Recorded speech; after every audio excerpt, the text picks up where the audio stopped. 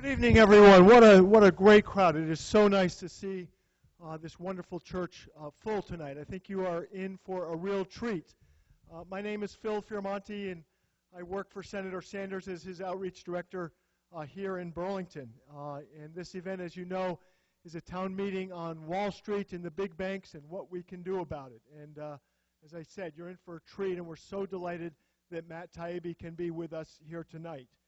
I do want to mention this event is co-sponsored with some organizations in Burlington, in the state of Vermont, the Vermont AFL-CIO, the Vermont NEA, the VSEA, the state employees, the Vermont Workers Center, and the United Electrical Workers. And we thank them for their help in turning folks out. You know, one of the things that is really special, I think you all know about Bernie, is his foresight. You know, he sees things far in advance of when they happen. He's got vision, you know, things like single-payer health care. Bernie was talking about when he was mayor of Burlington in the 1980s.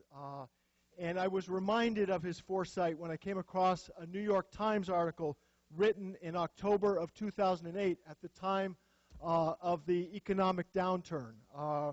And they were trying to understand how our economy was brought to the brink of total collapse. And the story referred to a House Banking Committee hearing. Bernie sat on the House Banking Committee in the House of Representatives, and that was in 2000, this hearing. And this article in the New York Times wrote about that hearing in 2000.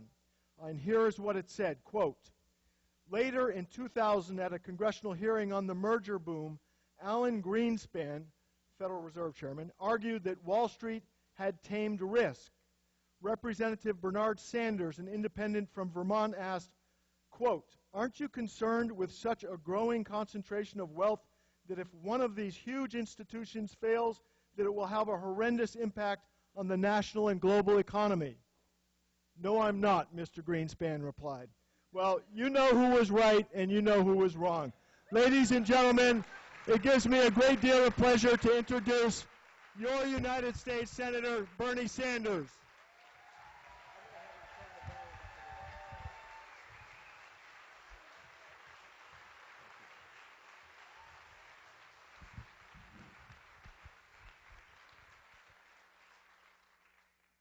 Phil, thank you, and thank you all very much for coming out. This is a great turnout, and I want you to know that earlier this afternoon at UVM, we also had a meeting where hundreds of young people came out to listen to Matt.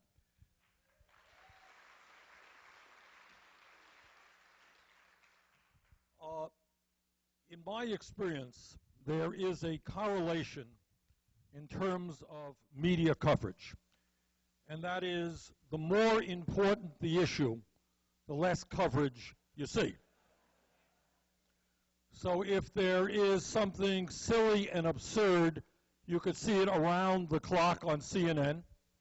If there is something that impacts our nation and people all over the world in the most fundamental way, the likelihood is you'll hear very little about it.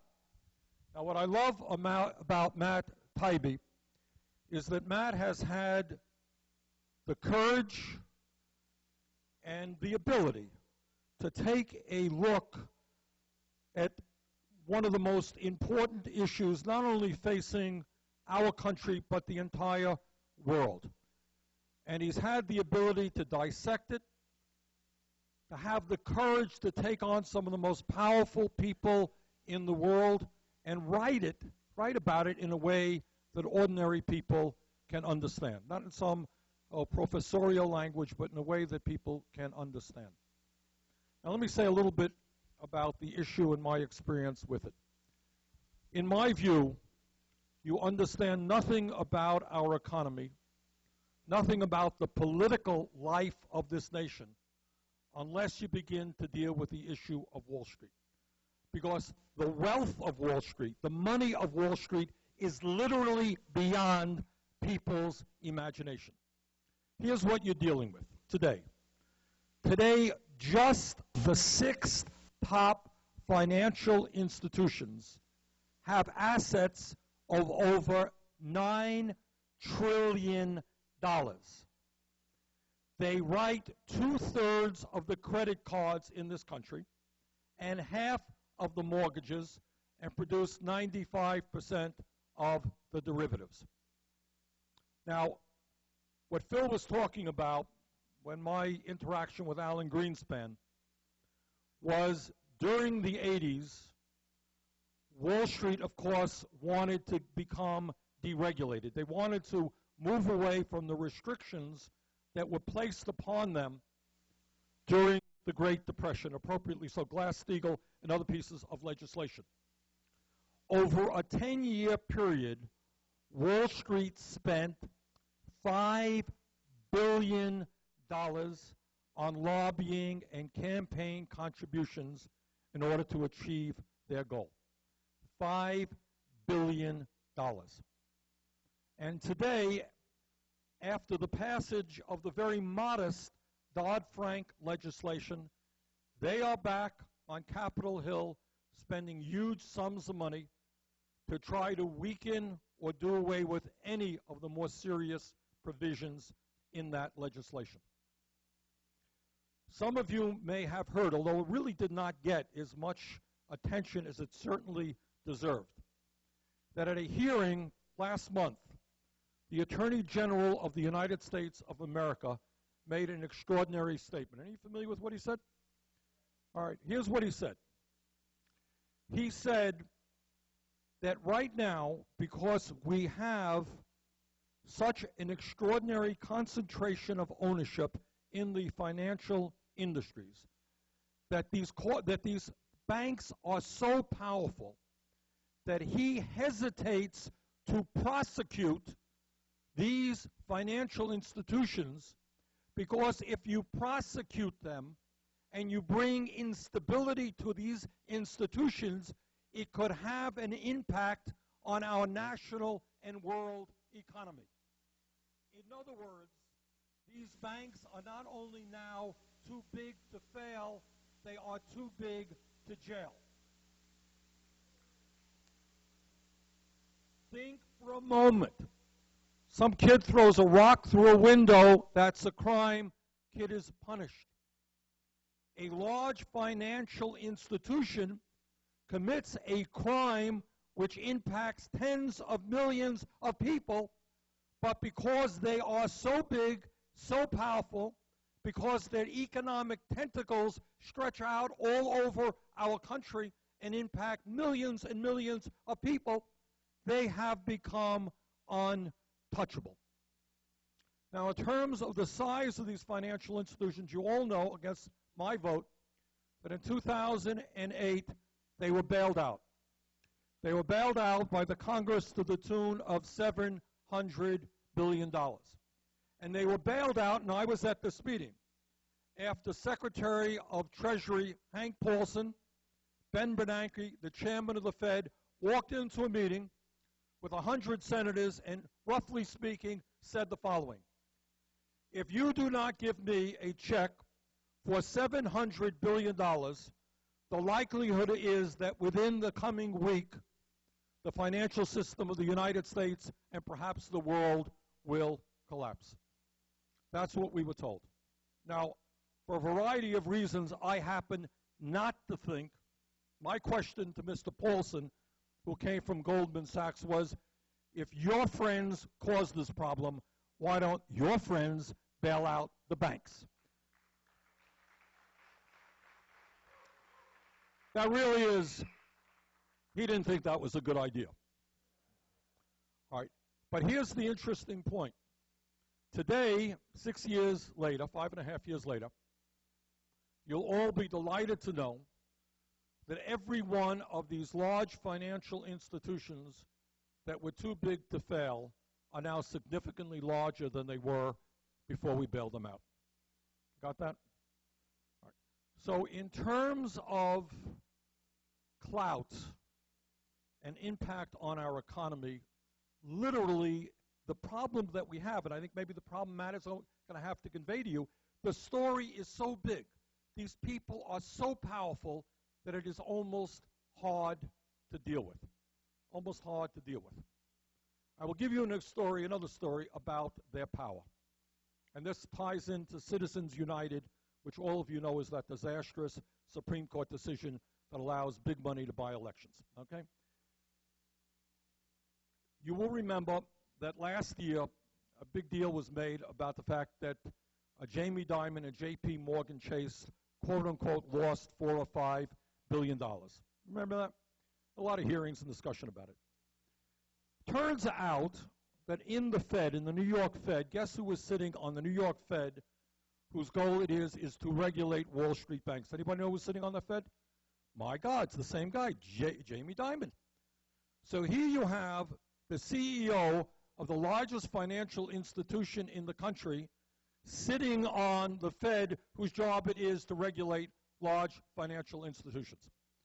I brought forth honestly what I thought was a modest amendment that said that representatives of large banks should not sit on the Fed to regulate. That's a pretty modest amendment, right? I mean that. This is, say, let's get the fox out of the henhouse. Do you know how many co-sponsors I got for that amendment? Two. And the reason for that is that I think many of my colleagues who certainly agreed with the direction of where I was coming from were really afraid. Because what Citizens United is about, if you stand up to Wall Street, you stand up to the coal companies, you stand up to the insurance companies, you go home, and you're going to be faced in your next election with zillions of dollars of ugly 30-second ads, and they chose not to do it. So we're dealing with an institution of enormous economic clout, enormous political power. And let me say this, some of you will agree with me, some of you may not. The truth is there are real differences between the Democratic and Republican parties on a lot of issues. But on the issue of Wall Street, ain't a whole lot of difference. Because Wall Street is so powerful that really the only difference is Bush appoints people from Goldman Sachs, Obama appoints people from Citigroup. I guess that's the difference. But Wall Street is so powerful that they will dominate the financial advisors and secretaries of Treasury of whichever party is in power. So, as I mentioned before, the reason I like Matt so much is he has delved into an issue of unbelievable consequence. You don't know anything about the economy until you know about Wall Street, and he has done it with great courage. And I'm just very proud that he's with us tonight in Burlington. Let's welcome Matt Taibbi.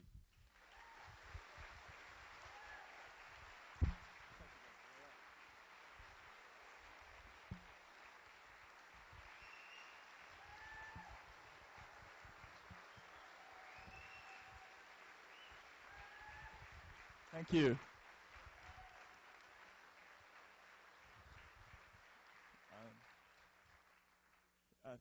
Thank you so much. I'm incredibly honored to be here. I want to thank you all for coming out tonight. I also want to thank Senator Sanders for having me here. It's a huge honor for me to be able to come and do this with him. I've known the senator for many years. Actually, many years. I guess it was about 8 years ago. We worked together on a story. He very graciously invited me to tag along with him for a whole month while he was in the House. And the purpose of that story was sort of to teach people about how the House really worked and how what really goes on in Congress and how hard it is to get amendments passed and how frustrating it is when you get them passed and they get struck down anyway. And it was an incredibly enlightening experience for me, but there's a funny story about this actually that I never told him. When I pitched this story to my editors, I said that I had this opportunity to spend a month with a Congressman Bernie Sanders from Vermont. My editor said, oh, Sanders, he's the one who cares, right?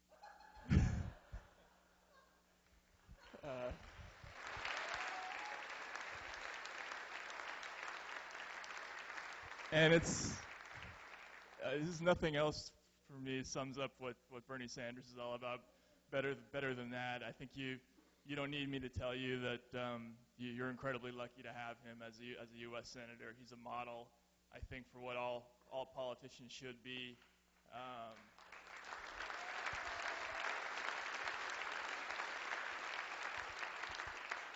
obviously his dedication to what he does and his energy, he genuinely enjoys. He loves coming out to do events like this. You can see it on his face that this is what he lives for, and he's incredibly committed and honest, and he inspires even people, hardcore, cynical reporters like myself. I wrote about this I guess it was a couple of years ago, but I don't know how many people here are familiar with my work, but I'm sometimes a little bit profane.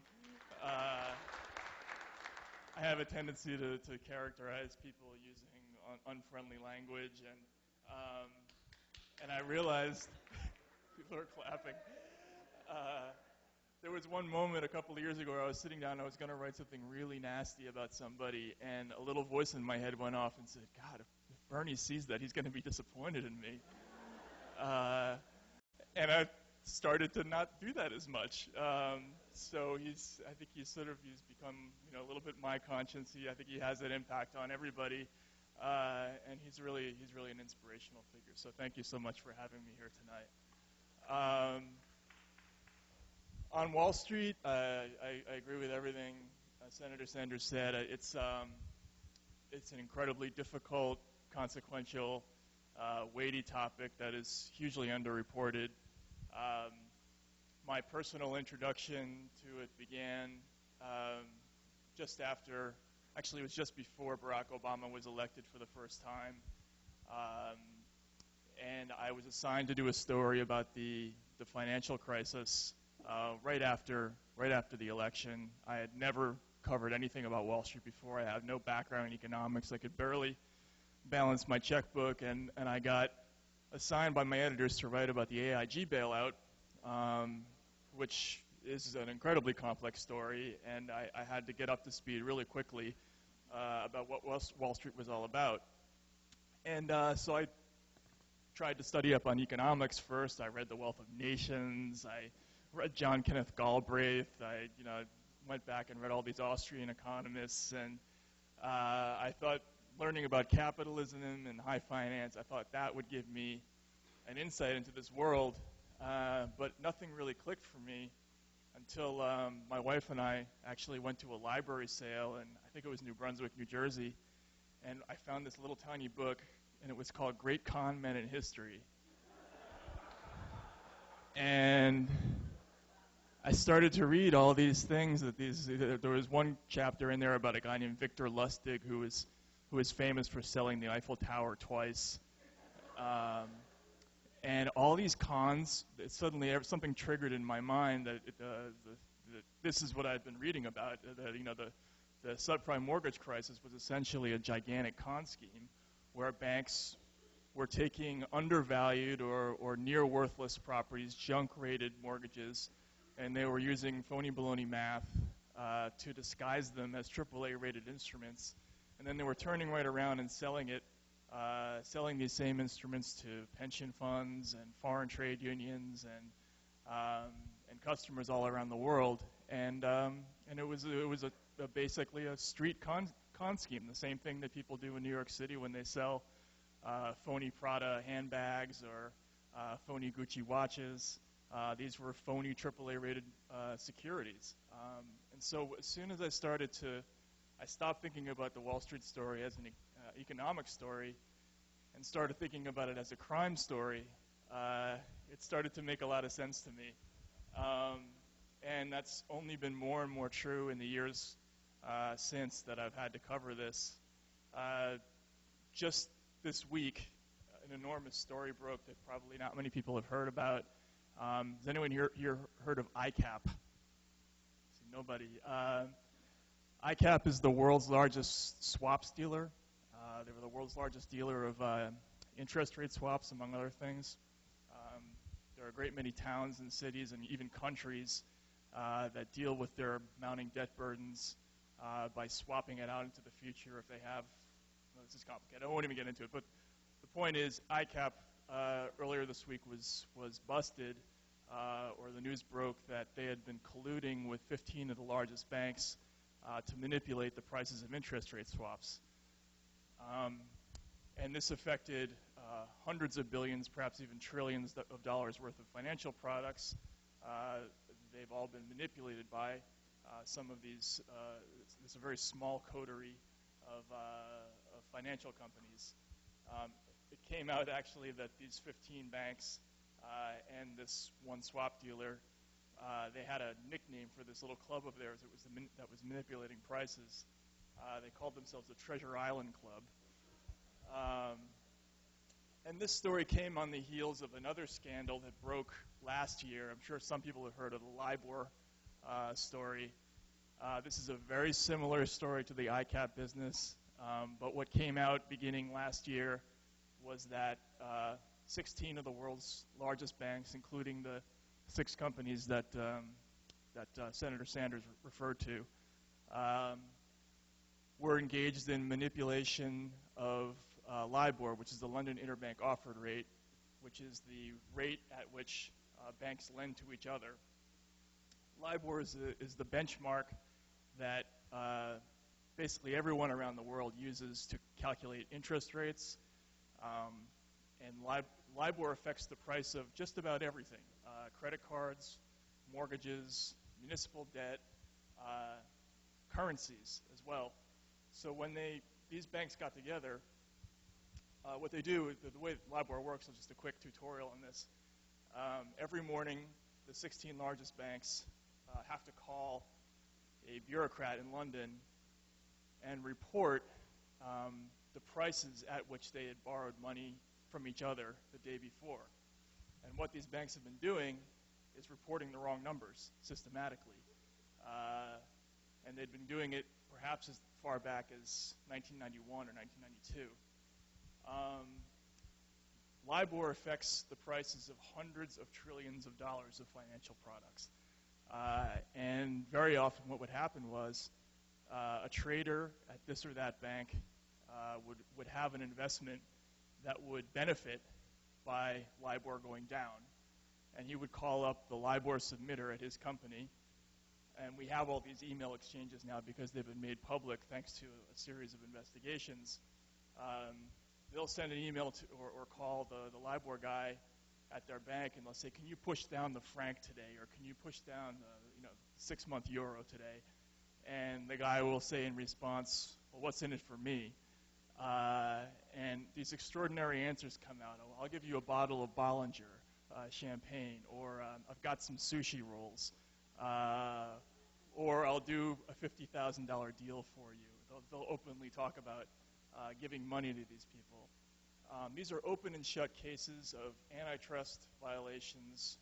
Probably the biggest price-fixing case in the history of finance, and there have basically been no consequences for any of it. In the last year or so, we've seen there have been 3 settlements. There was one with Barclays, which settled for just over $400 million, which is a drop in the bucket compared to how much money they got out of this. UBS, the Swiss bank, settled for just over $1 billion. The Royal Bank of Scotland settled for somewhere in between.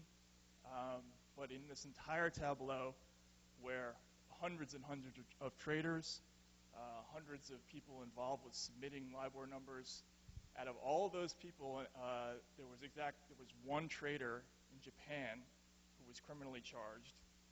Nobody here in the United States was charged. There were no criminal penalties levied against any of these companies. And that's exactly what Senator Sanders was talking about. These settlements are what prompted those remarks by Eric Holder. They were basically, when people asked them, how can you not levy criminal charges in the biggest price-fixing case in the history of the world? This is exactly what the mafia used to do with the price of garbage pickup and delivery and laundry. But they're not going to prosecute any of these companies for any of this. But we've been told now, officially, openly, that we cannot prosecute these companies because they're too systematically important, that prosecuting them would have an adverse effect on the economy. And so we have a situation where there's open manipulation, where you can even be caught and there's no consequence for it. And the result of that is that the behavior keeps getting worse and worse. Now, when this first happened in 2008, when these companies committed mass fraud in the subprime mortgage markets and got away with it and weren't punished. There were a lot of people who said, well, that's it. That'll never happen again. You know, they'll come to their senses. They'll never do anything worse than that. Well, LIBOR was worse than that, and that happened, and there was no consequence for that. Another thing that happened, HSBC, one of Britain's largest banks, was caught in perhaps the largest money laundering scandal in the history of banking. Among other things, they laundered $880 million just for two drug cartels, one in South America and one in Mexico, including the Sinaloa drug cartel. They admitted to laundering hundreds of millions of dollars for Sinaloa, which is suspected in over 20,000 murders in the last 10 years. And there were no criminal penalties for HSBC. They, again, went out of their way to not penalize these companies. So we're in the situation now where, as the Senator said, these companies are not only too big to fail, there's not only an inherent market advantage for them because the entire world knows that they will be bailed out if they fail, but they can also commit crimes without consequence. And that is a terrifying thing. If the prices of everything can be rigged and people can be caught doing it and there can be no consequence, how can we possibly have any trust in the financial system going forward unless something is done about it? And that's why we need to get together, we need to educate ourselves about this and figure out what to do going forward. And so that's why we're here tonight. So I guess we'll open the floor up.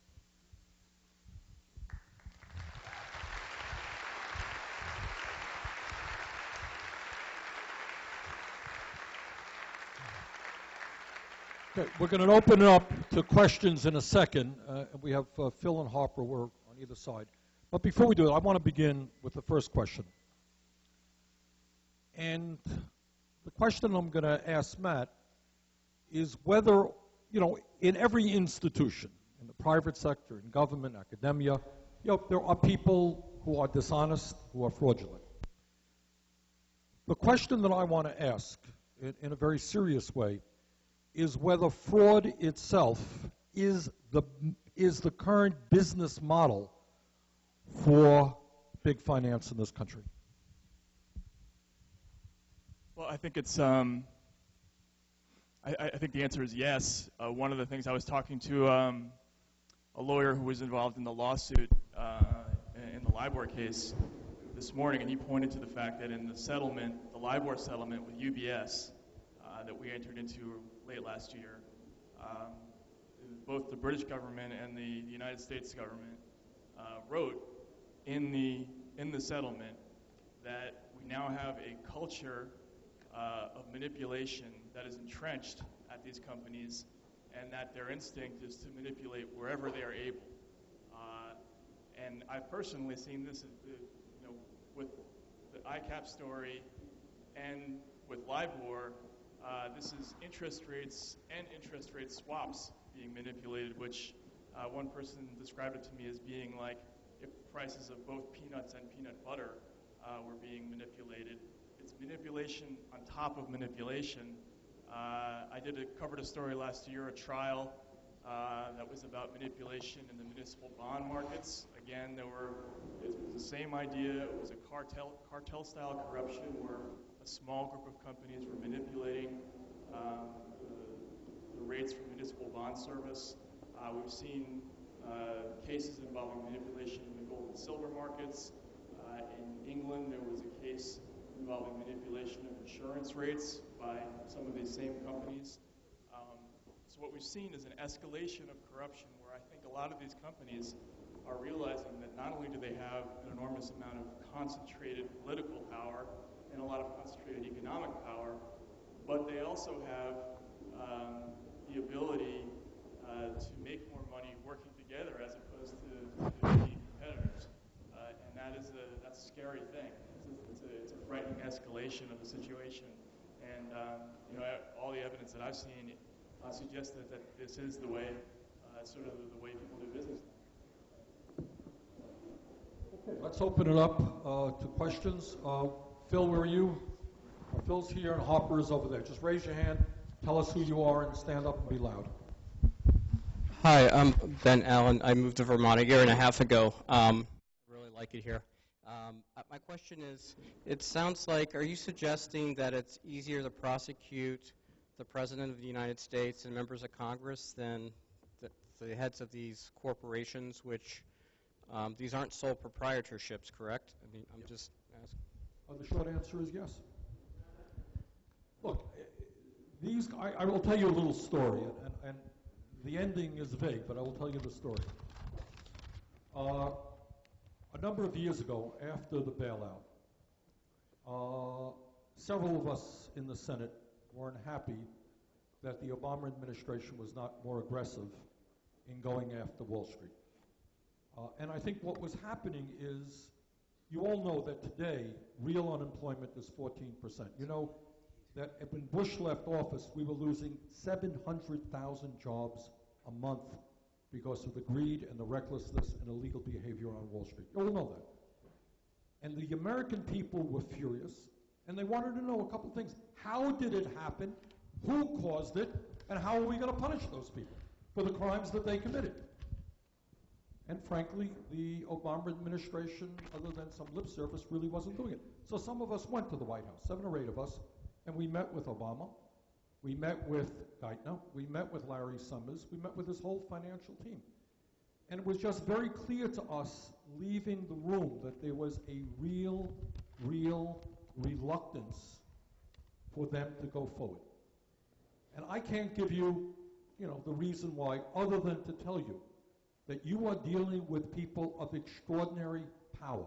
They have the power to sabotage the economy. During the Occupy movement, when there was a lot of discussion about Wall Street, Fox Television was very interesting. And what they were saying, some of you may have seen this, they were talking about a capital strike.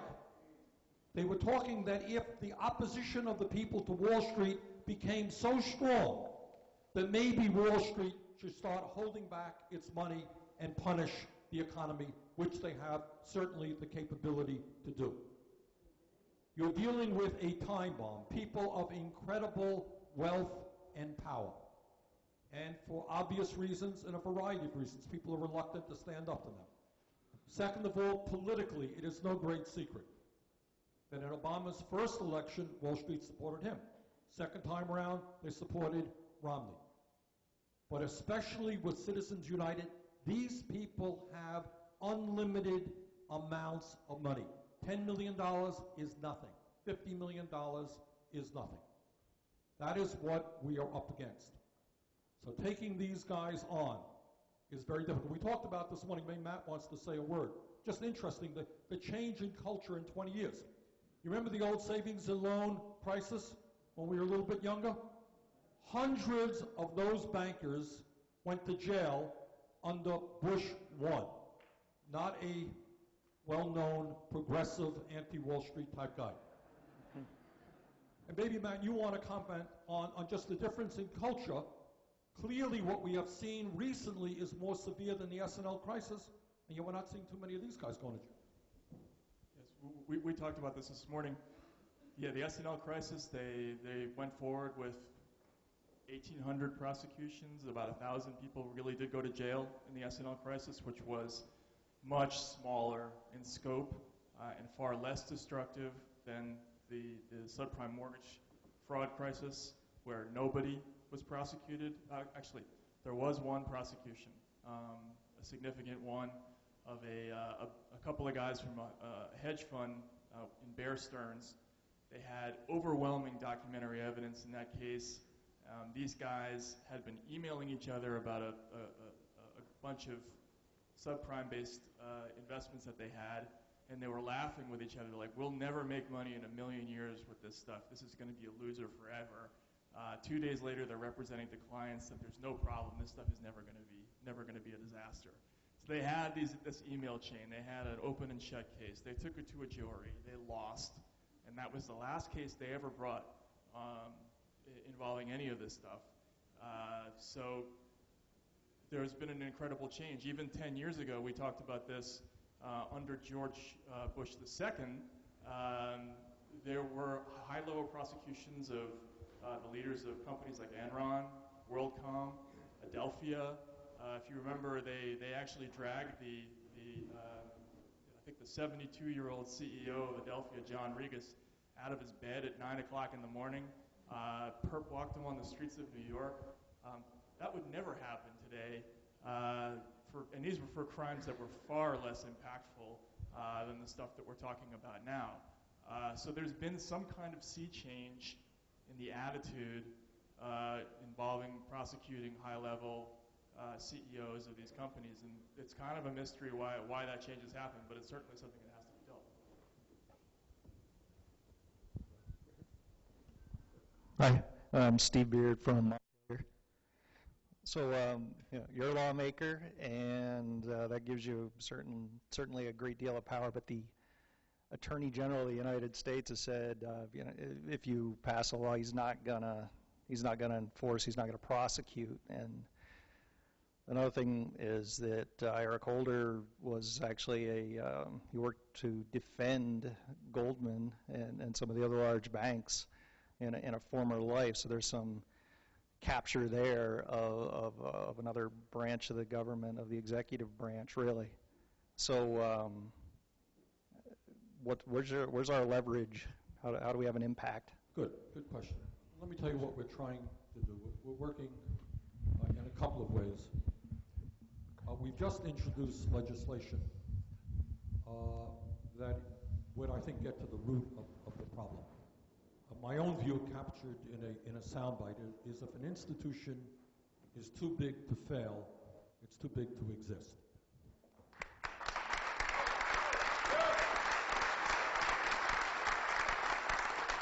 So we have introduced a pretty simple piece of legislation just last week. Reintroduced it, actually, and this is what it says. It says to the Secretary of the Treasury, you do an investigation and find out which institutions, which, if they failed, would bring systemic damage to our economy and require a bailout. You take a short period of time, you do that research, and then after you did that, you break them up. Simple as all that. Break them up.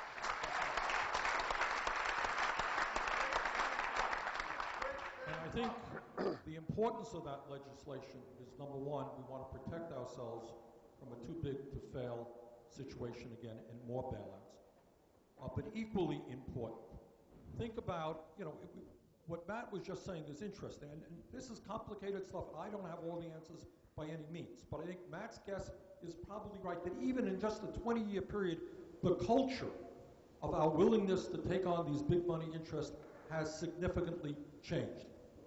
The second issue, though, it's not only too big to fail from a bailout perspective, it's from a broad economic perspective. You all remember Teddy Roosevelt, the guy who started breaking up Standard Oil and these other large institutions. From a competitive point of view, here's what's going on. From a financial point of view, if you are an institution that's too big to fail, you will attract capital. In other words, if you have the implicit guarantee of the United Faith and credit of the United States government behind you, and you could do no wrong, you're going to be able to attract capital at a significantly lower rate than a normal business can. You have a major financial institution advantage. And the second point, just from a competitive point of view, are we happy as a society that 6 financial institutions issue 2/3 of the credit cards in this country? Half of the mortgages in this country. The country is supposed to be about, you see it on TV, free enterprise, vigorous competition. So from not only the bailout perspective, but the issue of a competitive society, I think you've got to break these financial institutions up. So that's the major way that we're beginning to deal with that. And just to add to that quickly, there was a study done just a few months ago, I believe, where they actually calculated how much that implicit guarantee of the United States government was worth to these companies.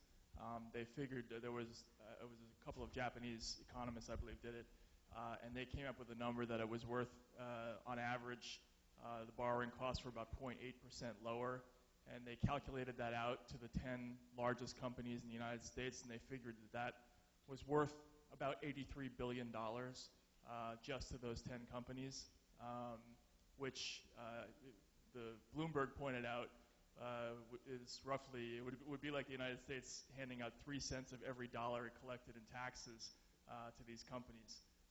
And I believe in the Senate there were a couple of votes about this, right, where they were. We have a vote around. I think there is growing sentiment, and here's the good news on this issue. If I can find it here, there are a number of us who are progressives who are concerned about this, but you should also know that you have some conservatives who are also talking about this issue. There's a guy named Mr. Fisher, who's head of the Dallas Fed, and what he is saying is that if you're serious about the financial soundness of the financial institutions, you got to break up these big financial banks. You're hearing columnists like George Will. You all know George Will, right-wing writer? He believes in breaking up these financial institutions. So I think we're seeing a coming together now of progressives and some conservatives who worry that when these guys are so big, they're going to be coming back to the taxpayers for a huge bailout. So we're making some progress on that. Bernie, Phil French, Moncton, Vermont, and I keep tabs on you very, very much. And Mr. Taibbi, I was one of the first people to watch you on CNBC and NBC with what's his name, Ed Schultz. And I'm on top of the game. But Bernie, we need names. We need the names of these people to make them accountable for what they're doing. And coming back to how they dissolve us. They dissolved the 1%. They dissolved us down in Wall Street when we occupied it. What did they do? They come in and clear us out. We should have stayed there until they did what we told them to do. It seems, Bernie, we talk down there to you people.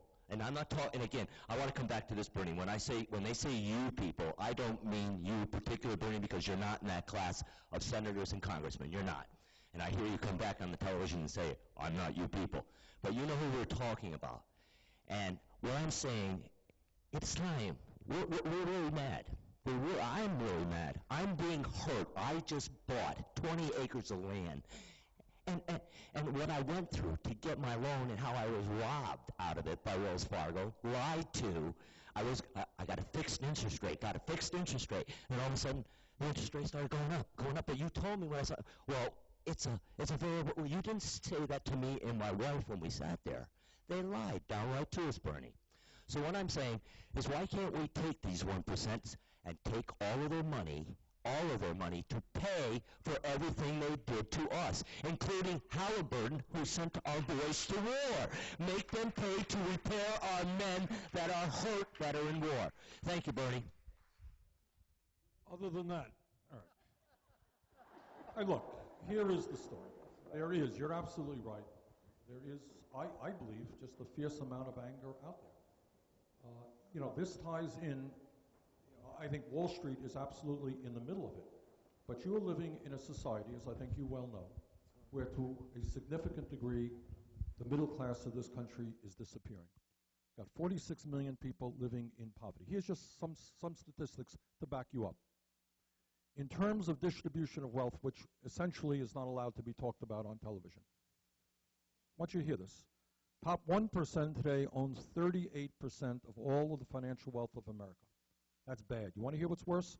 Who wants to guess what the bottom 60% of the American people own? What's the guess? All right. The answer is 2.3%.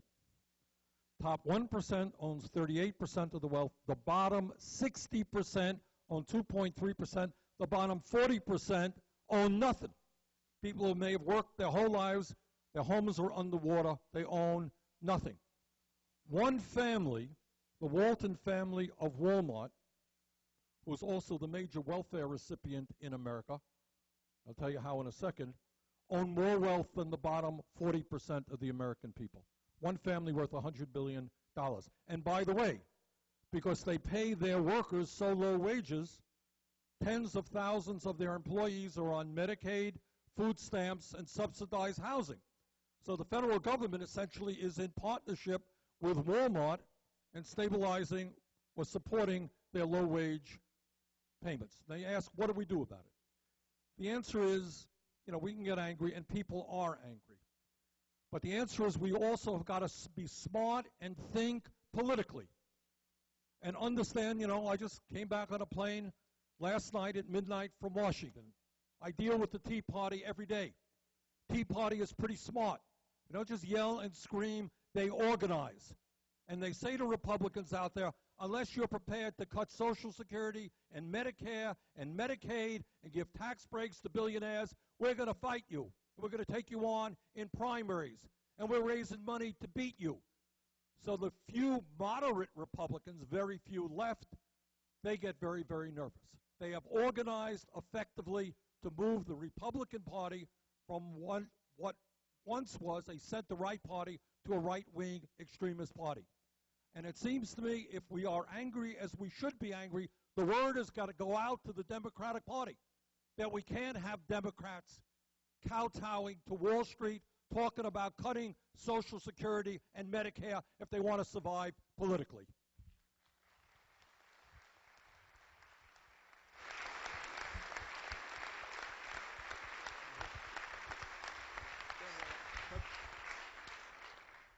Hi. I understand why the U.S. Attorney General won't prosecute these companies, even though they've admitted guilt, because they're puppets and they're afraid of these consequences. But if they've admitted guilt, wouldn't it be possible for groups of people to bring lawsuits against them? And if so, if they've admitted guilt, why couldn't that happen? I mean, shouldn't there be lawyers like slavering for the fees, these cases that would all win? Because, I mean, if for not moral reasons, then just their fees. Yeah.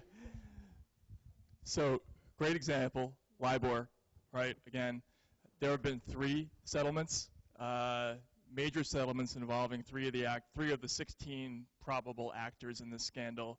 All of them massive settlements. There's no possible way that there was no wrongdoing involved. The government has come out and said in the settlements that there was wrongdoing. So there's no longer a factual issue. These settlements have established as a point of law that manipulation went on. However, while all these investigations, these government investigations and settlements were going on, there was a major private lawsuit where there were hundreds, actually thousands of plaintiffs, most of them cities and towns from around the United States, but also various individuals who lost money because of the manipulation of LIBOR. They sued basically all the banks that were involved, and yet that case was dismissed just 3 weeks ago. There was a sort of a routine motion to dismiss filed by the defense. Their defense was really funny. It was essentially, we committed fraud, not an antitrust violation, so this suit is invalid. The judge bought it, and she explicitly said that even though the bad conduct has been established in these prior settlements, she still nonetheless decided to rule against the plaintiffs in that suit. So yes, there should be lawyers all over the country slobbering over all of this conduct. And after the subprime mortgage crisis, there were a number of suits that went forward, and some of them were successful.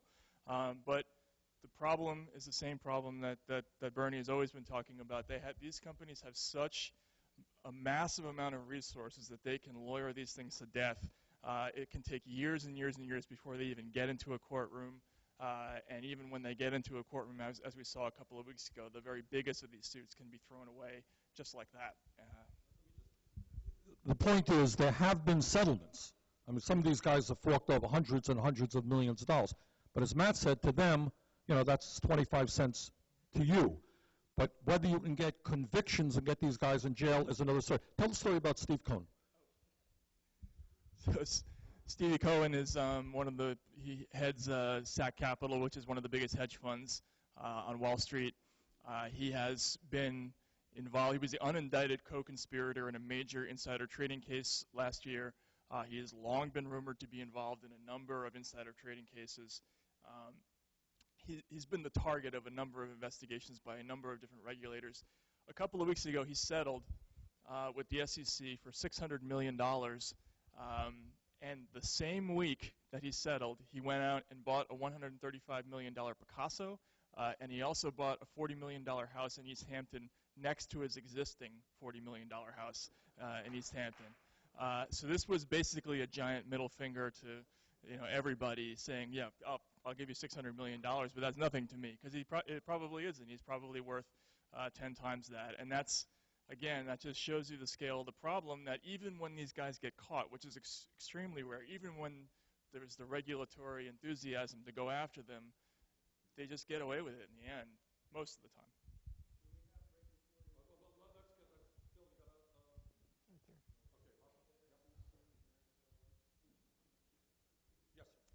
Hi, Bernie. I'm Greg Ranke from Shelburne. You mentioned Wall Street, and you're focusing a lot on the white-collar criminals, but I'd like to get a response from you about the white-collar criminals that are populating the House and the Senate, because these people couldn't do their job. They couldn't steal us blind if we had a government of the people, by the people, for the people. So how do we take back our government from the people that are allowing this to happen? Okay, shh. All right. I mean, the answer is, and I don't mean to be overly rhetorical here, dramatic, you need a political revolution. And what that means is you need, but it's easy. Look, I can, give you, radical speech and all that. This is tough stuff. The gentleman back there talked about Occupy Wall Street. They focused on two very important issues: the power of Wall Street, distribution of wealth and income in America. They were right in both instances. They went nowhere. All right, television cameras stopped, it ended. So the question is, how do you build a strong grassroots movement all over this country which says the government, as you just indicated, is supposed to work for the middle class and ordinary people and not billionaires? Now, the good thing we have going for us, and this I want all of you to understand, because you may not see it on television, all of the things that we are talking about tonight and stuff that we haven't talked about, and that is opposition to tax breaks for billionaires, a decent minimum wage, health care for all people. These aren't radical ideas. These are ideas that one way or another the vast majority of the American people believe in. People sometimes say to me, oh, Bernie, you're so courageous, you're doing this. I'm not courageous. All I'm saying is what the American people believe. You want to hear somebody who's courageous? Somebody who says, I want to cut Social Security and give a tax break to billionaires. That's enormously courageous, because nobody in the world believes that except the billionaires. So the point is, and this is tough, the point is, how do you develop that strong movement? How do you organize so that in North Dakota or in Oklahoma or in New York State or in New Hampshire, somebody says, well, I think it's tough times. I guess we're going to have to cut Social Security and Medicare, and yeah, maybe we're going to have to lower tax rates for large corporations. Why aren't, if tens of thousands of people are saying, you do that, you are out of office, and we're going to put somebody in office who's going to fight for us? That's the answer. But going from here to there ain't easy. It requires a level of organization. It requires raising money. It requires being tough. So the answer is that is exactly what we should do. And here's the good news in a certain sense. I happen not to believe. I don't believe in this red state, blue state nonsense. I never have. I do not believe that there is any state in this country, not the reddest of red states, not Oklahoma or any state, where working people believe that you give tax breaks to billionaires and you cut programs for kids and the elderly and the sick. I don't believe it. But what we need to do is get folks in Oklahoma, get folks in Mississippi. Do you know that Obama, without a campaign at all, got, I think, 44% of the vote in Mississippi, without any campaign, without any Democratic Party there? So the answer is the Democrats have got to do something that our former Governor Dean said. They need a 50-state strategy. They should be in every state in the country. They should worry less about getting contributions from big money interests. Try to raise millions of contributions of $50 or $30 apiece. Come up with a progressive agenda and work with grassroots organization to build a national movement. Now, in the process, there's going to be a good section of that party that has to probably leave office, the corporate wing of the Democratic Party. But that's, I think, one of the, and again, it's easy to say, it is a lot harder to do. You elected me, and I thank you very much, as the longest-serving independent in the history of the United States Congress. All right? And that wasn't, you know, we had to fight a long, long time to make it. So I think it can be done, because at the end of the day, what I believe in my heart is there's nothing to win. You know, if C-SPAN was here watching Matt talk, I would say that 80% of the American people say, Matt, you're absolutely right. Why the hell aren't we going after these guys? Why is big money running the country? That is what people in Oklahoma believe, in Mississippi, and in the state of Vermont. Having said that is one thing. Getting your hands dirty into organizing, bringing people together, developing a progressive agenda, that's tough stuff, but that is clearly what we have to do. Thanks again. And here in Vermont, a number of us believe that one small step that we could take to help ourselves would be to establish a state bank. That legislation is S55, and it is stalled right now. VermontPublicBank.com. Is that a good idea? Great question. And when you ask what we can do, some of you may know, that is, in my view, the idea of Vermont State Bank is exactly the right thing to do. Some of you may know that the state of North Dakota, which now is politically a very conservative state, has a state bank which has been extraordinarily successful. During the midst of the economic downturn, during the midst of the Wall Street financial crisis, they were doing just fine. And what's the concept behind the state bank? It's pretty simple. We pay state taxes, money goes into a state bank. Instead of you giving that money to some, I don't know where it goes in Vermont, but instead of giving it to somebody else, the state bank invests the money in our own state, in agriculture in areas where we need it, makes a decent rate of return. So number one, the money stays locally. And number two, we use that money to create jobs and improve the economy for our own people. That is what North Dakota has done. I think Vermont should follow.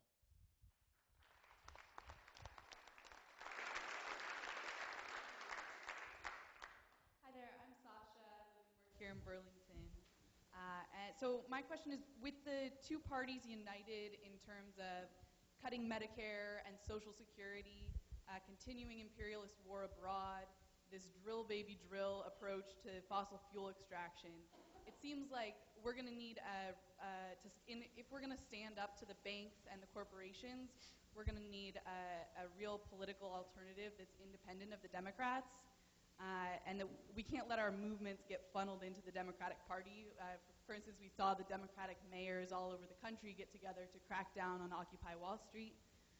So my question is, what do you have to say about the possibility of a true alternative to the Democratic Party? What I have to say, let me answer it.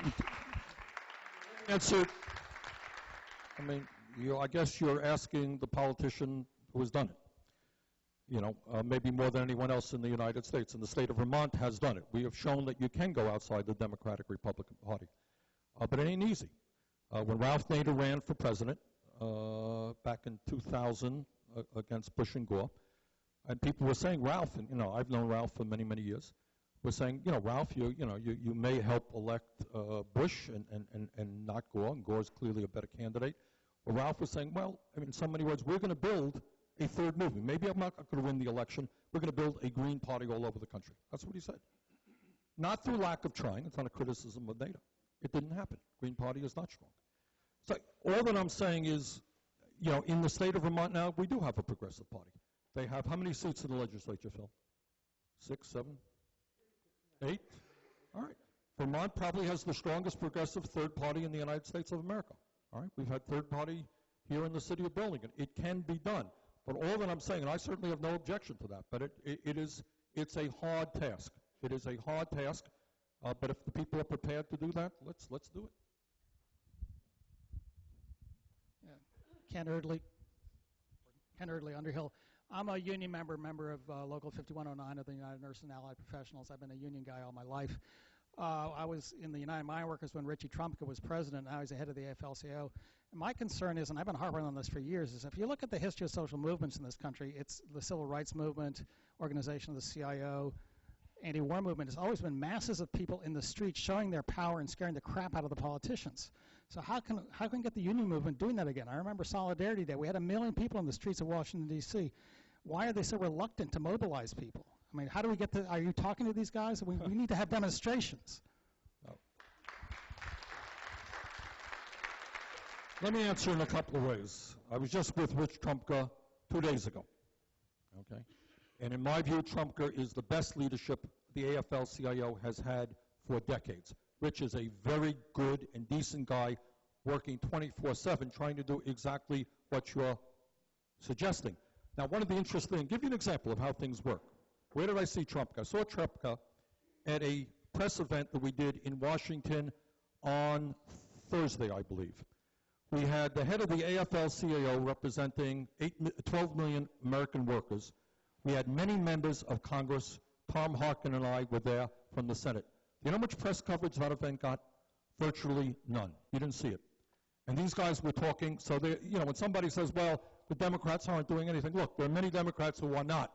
There are some Democrats who are working very, very hard for working people. There was just a study that came out recently tracking how the major networks follow the AFL-CIO, follow unions. There's almost no coverage at all. I've done press conferences with Trumka, almost no coverage at all. So I would not make the criticism of Rich. He's trying to do his best. But clearly we need to grow the trade union movement, and that's something we are working on right now. He's doing a good job, in my view. Bernie, you say the Tea Party's smart, but the Tea Party versus Occupy doesn't have to deal with the same thing. The Tea Party can go to rallies where the president is and come with their guns on. Occupy puts up tents, and they are followed by the FBI, Homeland Security, coordinated by the banks. We know this now. Coordinated by the banks. So where are our politicians in dealing with that? And you say the culture has gotten worse in politics over the last 20 years with the, so I think the politicians aren't innocent. And when I watched Eugene Jarecki's film about people losing their lives, going to jail, you know, for their entire lives for small drug offenses, and HSBC gets away with money laundering to drug cartels, we have no justice system in this country. None. And what are our politicians doing about that?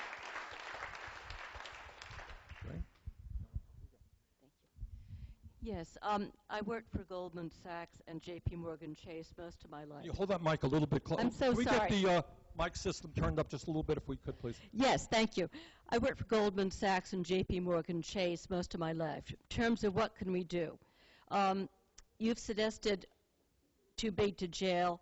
You've introduced legislation. With all due respect, because of the ability of the finance industry to finance Congress, I'm not sure that will work. I've seen Dodd-Frank defanged.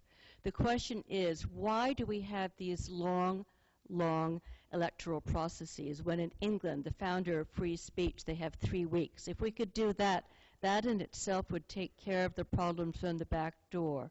I respectfully would love to hear your answer. Thank you, sir. What you're saying, which I absolutely agree with, we have never-ending campaigns in this country. Literally, the day after the election, they're doing polls about who the next candidate for president is going to be. It never ends. So are we going to make progress unless we change the campaign finance system and the electoral system? I think we are not. What do we have to do? I mean, for a start, we have to deal with the disastrous Citizens United Supreme Court decision, which gives corporations the right to buy elections. That's a disaster. And I think we need to give some thought to stopping these endless elections which cost huge amounts of money. Now, one of the reasons of many, without going into great detail, that things don't get done in Washington, one of the reasons, you have no idea, and this is not casting blame, how much time it takes for candidates to raise money. On every single day, you have Democrats, you have Republicans going to the Republican Senate campaign office, Democratic campaign office, and you know what they're doing? They are dialing for dollars, hour after hour day after day, night after night. And it's easy to blame them, but within the context of how we live, it's not on them. If you have to raise $25 million or $50 million, that is what you have to do. So there's a lot of things that we have to do, in my view, to change the campaign finance system. It's not only ending this disastrous Citizens United, which is a horror beyond horror. What it does is not only give these companies the ability to buy elections, it intimidates members of the House and the Senate. Put yourself in their place. Let's assume you're a decent person trying to do the right thing. A vote comes up on Wall Street, and you're sitting there and you're saying, you know, if I cast this vote, I know that the next time I run for office, they're going to spend millions of dollars trying to defeat me. Maybe I better not cast that vote. So we've got a lot of work to do. The other thing that clearly we have to do in terms of election reform is end this unbelievably embarrassing situation where people are waiting 9 hours to cast a ballot. That's not what America's supposed to do. We got to move much more aggressively to same-day voting. We got to make it easier for people to vote, not harder for people to vote. It is not a secret that what our Republican friends are doing are two things. Number one, they are moving in the direction by which big money can buy elections, number one. Number two, what they are trying to do is make it harder for working people and minorities to vote. That's their two-pronged approach to how we win elections, and obviously we have to take both of those issues on. Yeah.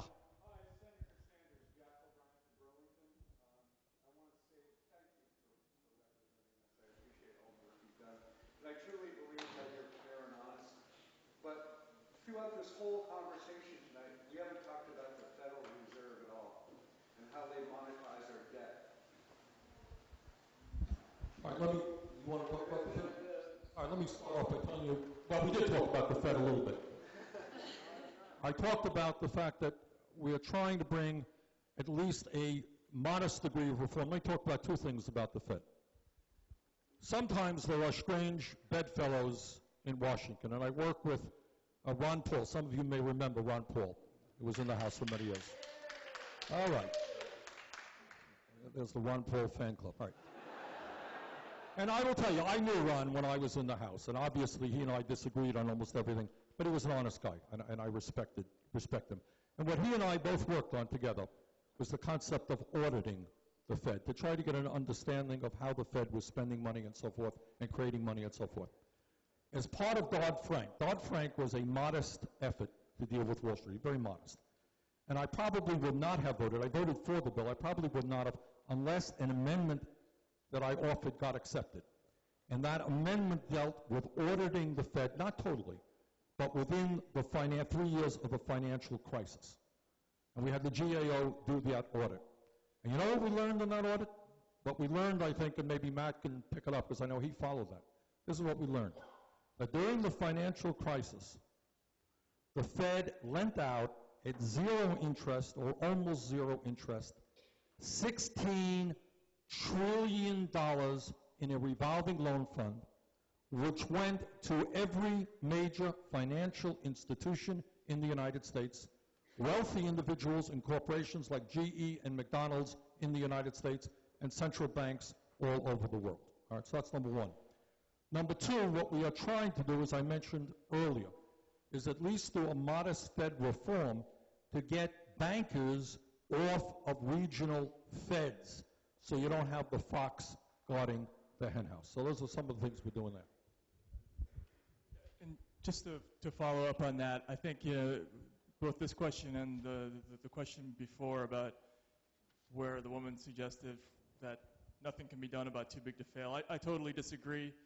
One thing that is absolutely apparent with these companies is that they are totally dependent upon this endless flow of free money from the Federal Reserve. Without it, they would be dead.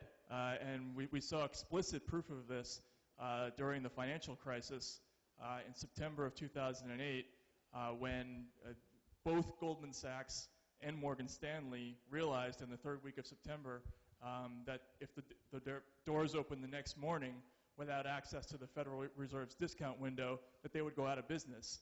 So a deal was hastily arranged on a Sunday night to allow Morgan Stanley and Goldman Sachs, which are not commercial banks, which have no deposits, a deal was arranged to allow them to become commercial bank holding companies, to declare themselves commercial banks, so that the next morning they could start withdrawing billions and billions of dollars at 0% interest. And that move was the only thing that kept those companies alive.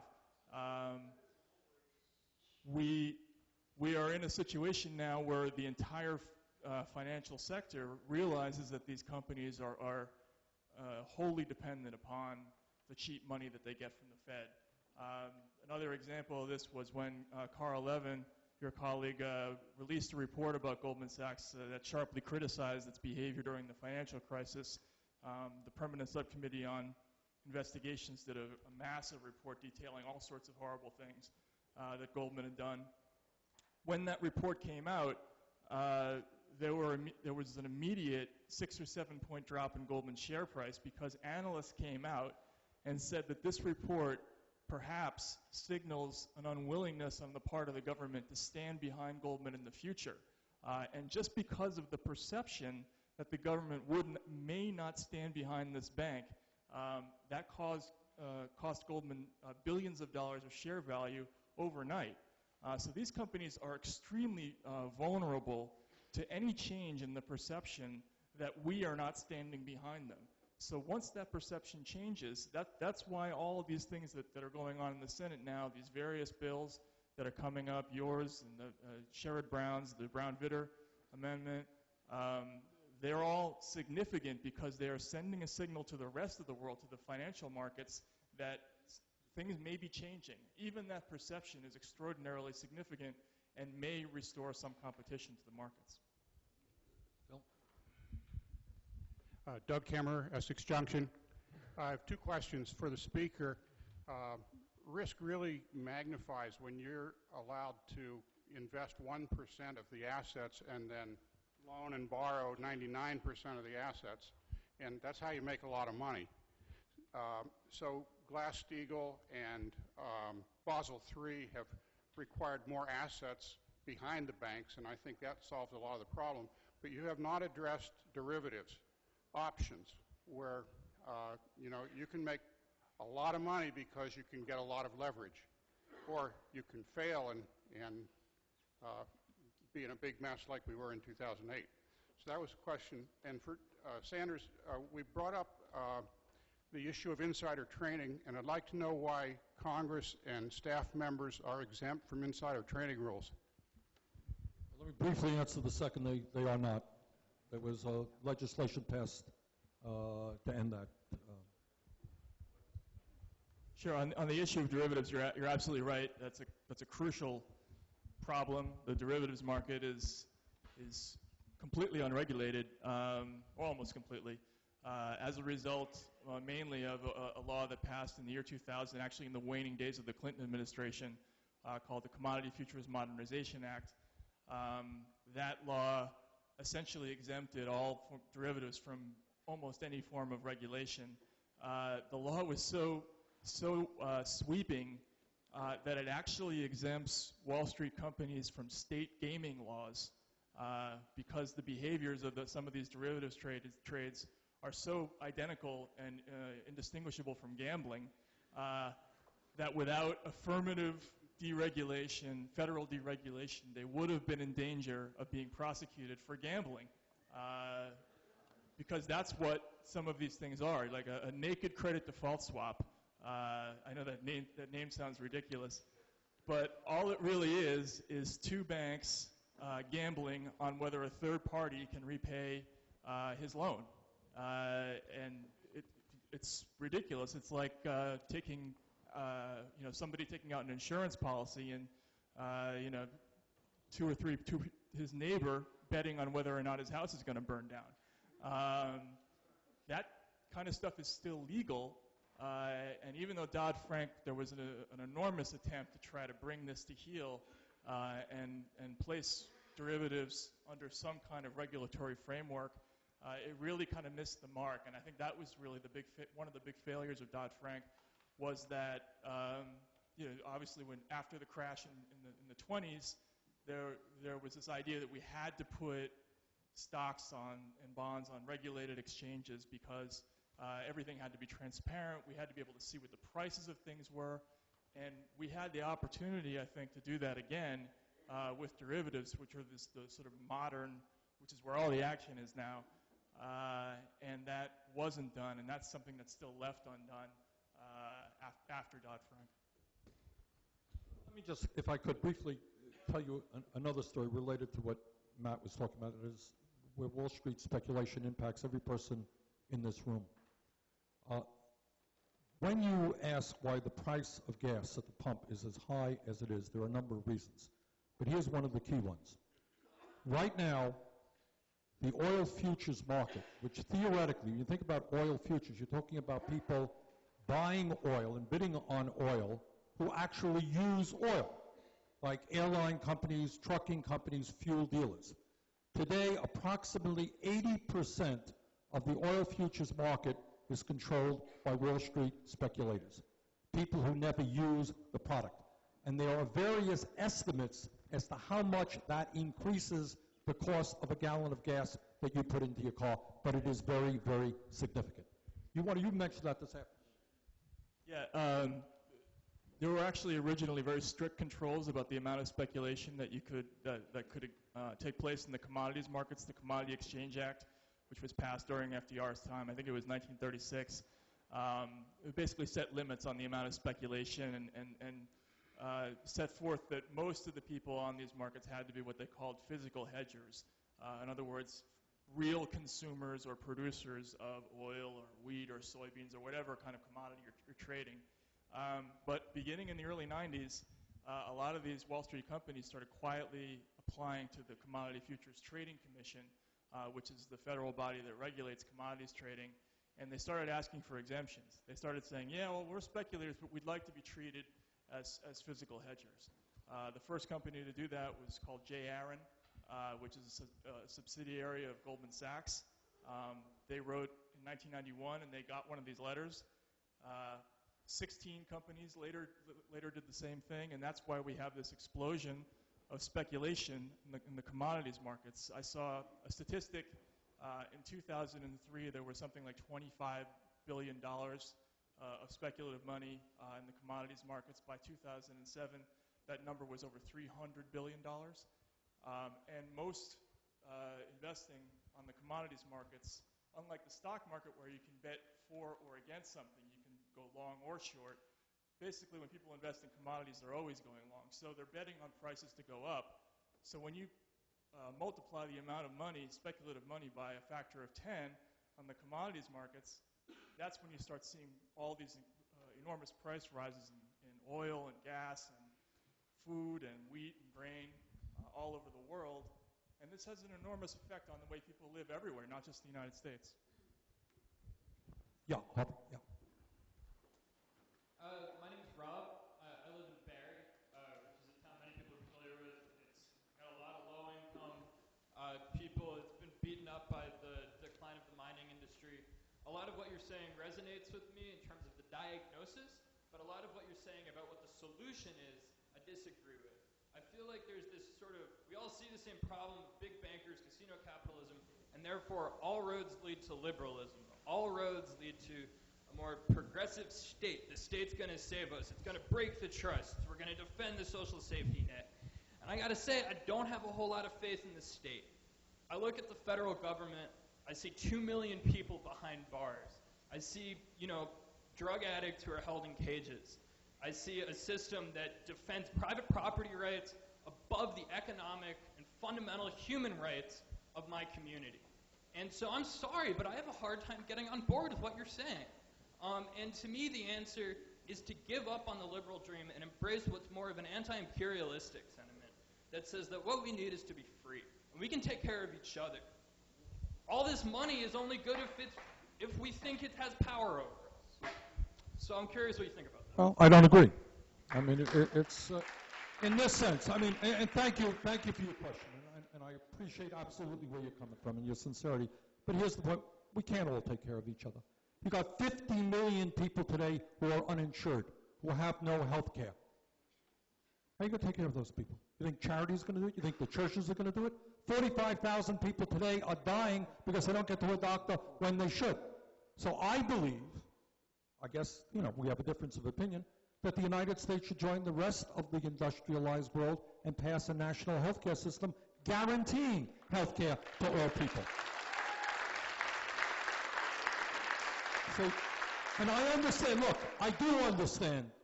I'm the last guy in the world to be defending the government and the corruption that goes on there. It's domination by big money. So, I don't disagree with you with that.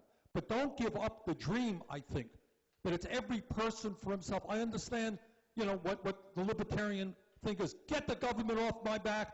When I go to work, I don't want a minimum wage. I want to work for $3 an hour. I don't want any health care. I don't want my kid to go to college. I want to be free.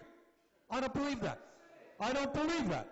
I believe that in a democratic, civilized society, we have the capability of providing health care to all people. Not a utopian dream. In May, we're going to bring, I think it's going to be maybe in Winooski and down in Brattleboro, we're going to bring the ambassador from Denmark. You know what they do in Denmark? They provide college education for their kids for free. They provide health care to all of their people.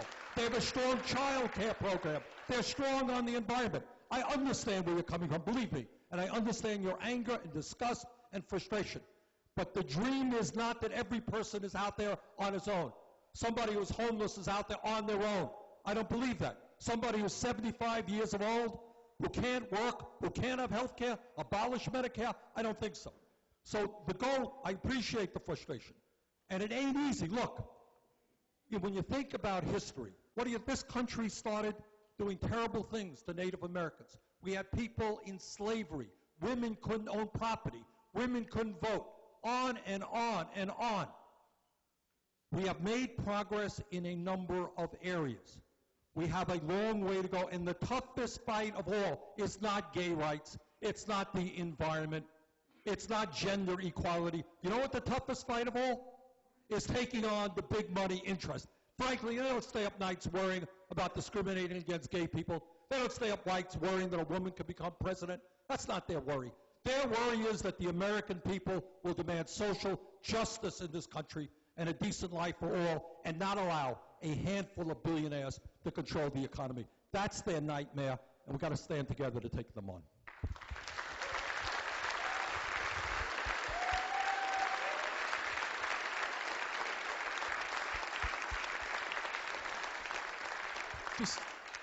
Just if I could quickly address that gentleman, sir. Just quickly, if I could just quickly answer your question. Let's play devil's advocate. Most of my sources, actually, I've been covering this for years.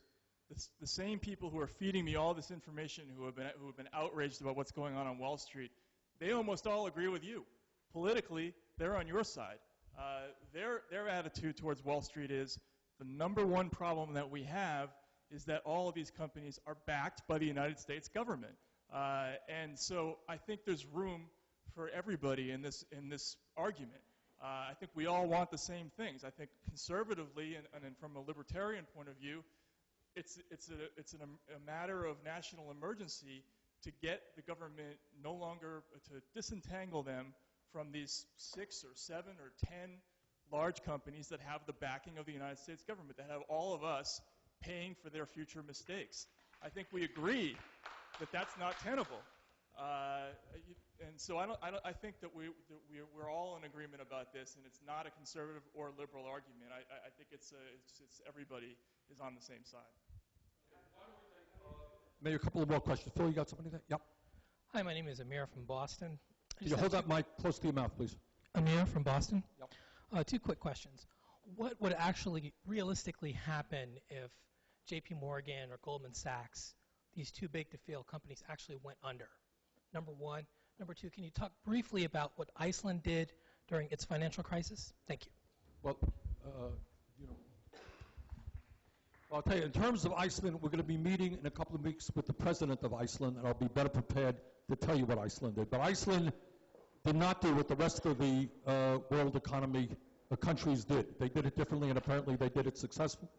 Their unemployment rate today is, I think, about 5%, and their economy is doing fairly well. They have recovered a lot better than other countries. I'll tell you more in a couple of weeks when we meet with the president. You know, the issue of what would happen if J.P. Morgan Chase collapsed, you know, who knows? I mean, the threat was the legitimate threat. It starts a chain reaction, which will lead to the defunding and the inability of companies to get capital and massive unemployment. Now, can I tell you exactly what will happen? I don't know, but that's certainly the fear. I think it's a legitimate fear.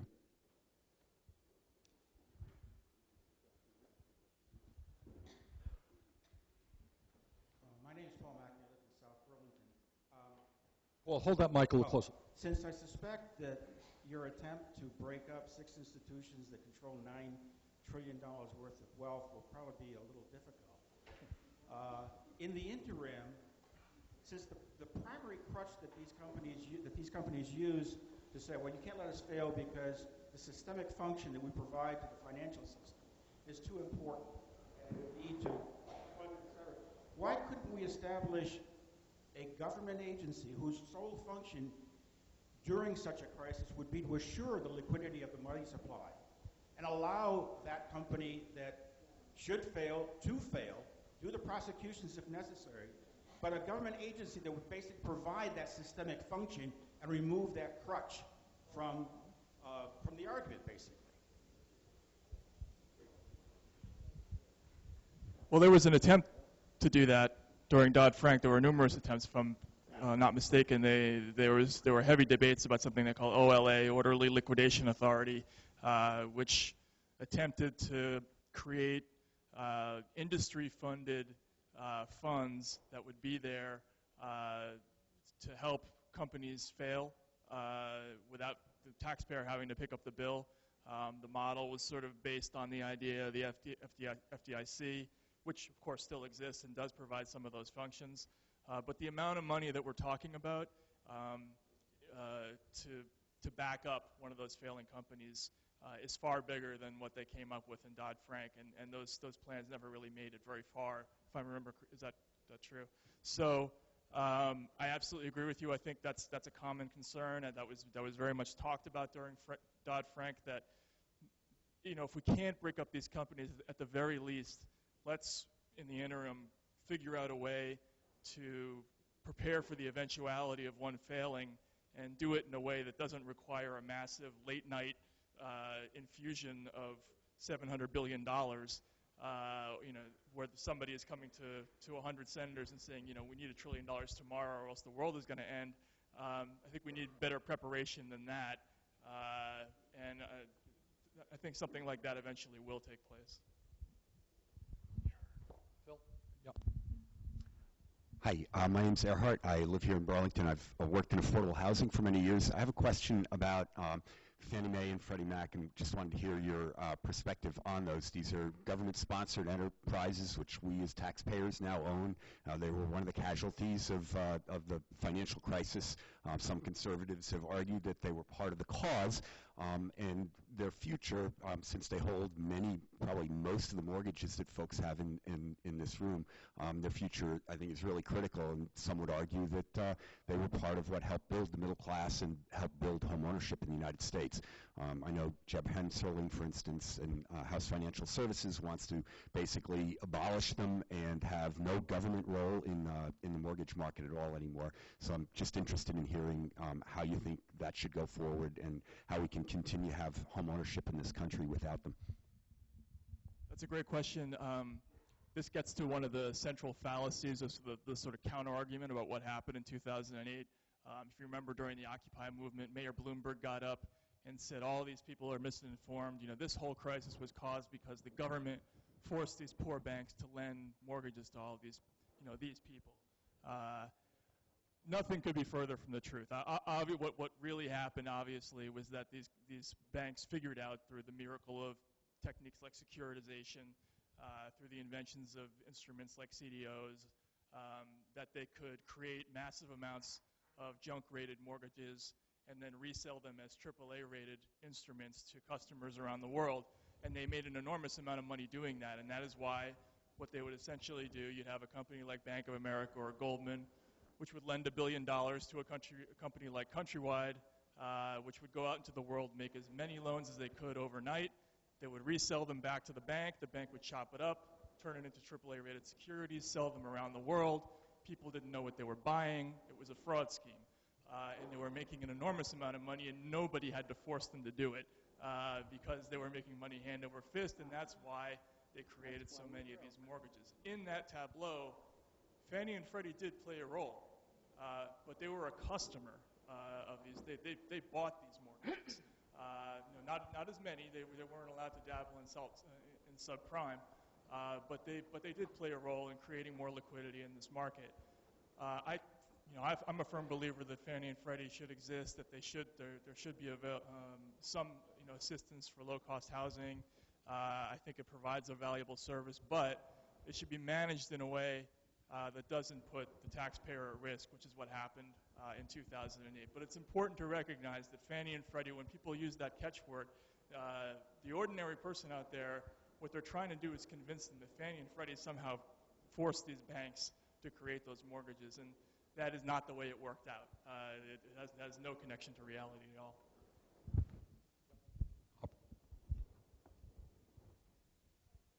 Deborah from Burlington. Can you give concrete suggestions or concrete steps you would recommend for ordinary citizens to have some impact on Citizens United?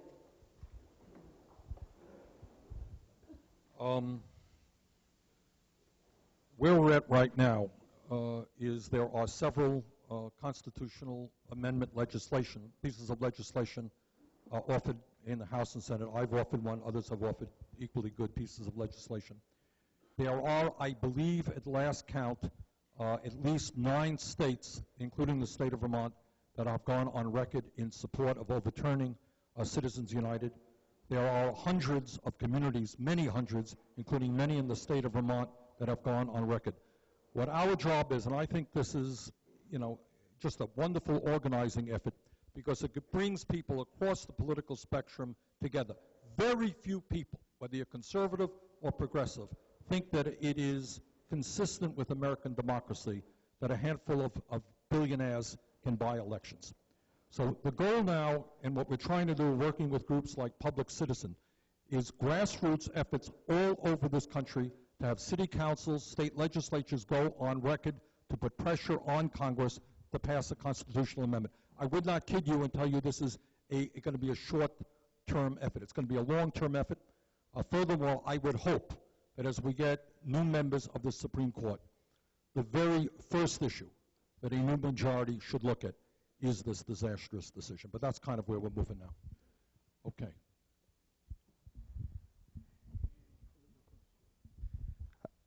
Okay. Hi, my name's Andre from New York. Got to thank Matt for Grifftopia, which got me down to Occupy, so thanks for that. My question's kind of like a psychological question about the threshold we have to kind of cross in our mind. I mean, it's easy to say the Democrats, but it's another thing to say Obama. And what's that kind of threshold we need to cross to say, he's the guy? You were talking about the book, you have the greatest con artists in the world. And with the Social Security change CPI, I mean, it's kind of hard to, believe more. He's the cool guy who can tell jokes. He's smooth, he can sing jazz, whatever, blues, B.B. King. How do we cross that threshold? And as you in the media, how hard has it been for you to inject any of that? Because I remember seeing you on Alex Wagner once, and you tried to say, well, he got the most from Wall Street, and they all kind of just shut off. And how do we make that leap in our minds to really understand him as a person? Oh, it's a great question. Thank you. I want to tell a story about that. When I was covering Obama in his first race for the presidency, when I first got on the plane, I noticed that the walls of the plane were decorated with photos. Each of the members of the press that were on the plane had managed to get themselves photographed with their arm around President Obama. It was like a yearbook ritual or something like that. And you know, it's a campaign thing. It's true of all campaigns, Republican and Democrat. But the candidate always sort of comes back to the press section for as long as he can tolerate, once per flight, and you know, kind of hangs around with the reporters. But when Obama would come back, there would be oohs and ahs from all the reporters, and it was really unprofessional. I mean, I liked Obama. I voted for him. I had high hopes for him. I thought his election was an inspirational thing, but you have to have sufficient distance in this business and professional distance. And I think that sometimes that is lost. I think people need to. I always thought that Obama was a conventional Democrat. I thought it was unrealistic to think of him in any other way. But there was he had this iconic presence that I think has overwhelmed a lot of people in the media and blinded them, particularly to issues like this, where you know, his record isn't so good, but it conflicts with the public image of him as our savior. And yeah, so it's an unfortunate thing, but we need to get past that. Let me just add, I really don't think the issue is to understand the psychology of Barack Obama. That's not what's important. This I would guarantee you. A few million people marched on Washington, said break up the banks. The next day Barack Obama would lead the effort to break up the banks. Look, the political reality is he looks around him, and he understands, as do people in the Democratic and Republican Party, that you got to get reelected. You want your friends to get reelected. You go where the money is, and you do it the folks who have the money. The assumption is that the American people are not going to stand up and fight back. Our job is to do just that. Right now, you know, it amazes me. One of the, you know, differences now than in past times, the 30s, the 60s, is we need people, we need young people out on the street saying, I don't want to graduate college $50,000 in debt and not find a job. Start creating the millions of jobs that our people need. Why is it that all over Europe, Scandinavia, college education is virtually free? What does it cost to go to UVM? $30,000, $40,000 a year? Why is that? What are we going to do about it? So what we need to do at the end of the day, and this is what I believe, people have asked a lot of really great questions, but at the end of the day, you need a transformation of the political system. You need Washington to start responding to ordinary people. That does not happen unless you make Washington an offer they can't refuse. And that is, they're going to get thrown out of office unless they start doing what the American people want. You talked about the chain CPI. I've been working on that issue for a year. And let me tell you, the overwhelming majority of the American people do not believe you cut Social Security or benefits for disabled vets. Left alone, if we don't stop them, that's exactly what they are going to do. So our job is to rally the American people to say, hey, stop worrying about your wealthy friends, start worrying about us. And that's really what we've got to do. Maybe one last question. Harper, you got one over there? Yeah. Yes, Bruce Marshall from Rochester, Vermont, former candidate for Congress from Vermont. I'm very encouraged by this meeting. It means a lot to all of us, what we're doing and what we're up against. That encouragement is encouragement to you. Encouragement to go further, actually. To encouragement to go to the heart of the matter. I feel that this anti-TB TF, anti-too big to fail, does not go to the heart of the matter. I feel that what you need to do is to go forth and support Glass-Steagall as Captor Sanders. Captor Sanders would be that message. For the message of Glass-Steagall is this, in its preface, and this is the National Banking Act the Banking Act. Hold the mic in front of your mouth. The Banking Act of 1933. Our courage is we won before. FDR and what the American people did is we put the bankers in their place. It goes back to the preamble of the Constitution, which says that we promote the general welfare, not welfare for Wall Street. So Glass-Steagall says that we are going to prevent the undue diversion of funds into speculative operations. Now, there's other things that it does. But I feel if we don't go to this far and to this standard, people have already said that you're just rearranging deck chairs on the Titanic. They don't have any assets. They are bankrupt. The whole thing's going down. Okay. That's it. Okay, thank you. All right, let me, first of all, thank you all for coming out tonight. This is a great turnout. And second of all, you know, what I believed, and I think your presence here tonight tells me that I was right in this. These are complicated issues. These issues you're not going to read about too much on the front pages of the paper. These are some of the most important issues facing our society. We are not going to expand the middle class. We're not going to end poverty unless we address the power and the greed and the illegal behavior on Wall Street. This is not an easy fight. The power and money that these people have is beyond comprehension.